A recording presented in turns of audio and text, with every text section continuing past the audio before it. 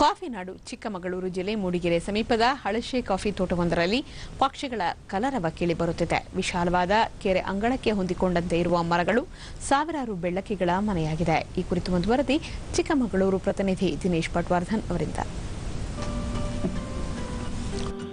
ಚಿಕ್ಕಮಗಳೂರು ಜಿಲ್ಲೆಯ ಮೂಡಿಗೆರೆ ಪಟ್ಟಣದಿಂದ 10 ಕಿಲೋಮೀಟರ್ ಅಂತರದಲ್ಲಿರುವ ಹಳಸೆ ಕಾಫಿ ತೋಟದ ಕೆರೆ ಅಂಗಳದಲ್ಲಿ ಬೆಳ್ಳಕ್ಕಿಗಳ ಭಿನ್ನಾಣ ಮನೆ ಮಾಡಿದೆ.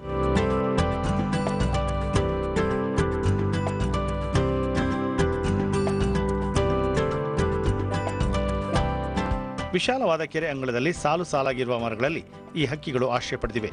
ಸೂರ್ಯ ತನ್ನ ಕಿರಣಗಳನ್ನು ಹೊರಸೂಸುವ ಮೊದಲೇ ಆಹಾರ ಅರಸಿ ಈ ಹಕ್ಕಿಗಳ ಪಯಣ ಆರಂಭವಾಗುತ್ತದೆ.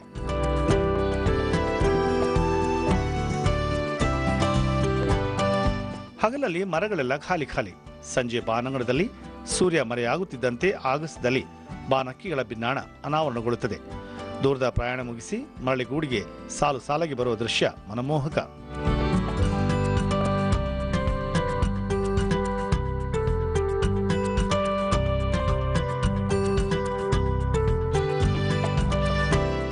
ಆಗಸದಿಂದ ಜಿಗಿಯುತ್ತಾ ತನ್ನ ಆವಾಸ ಸ್ಥಳಕ್ಕೆ ಬಿಂಕ ಭಿನ್ನಾಣ ಬೀರುತ್ತಾ ತೆರಳುವ ನೋಟ ರಮಣೀಯ.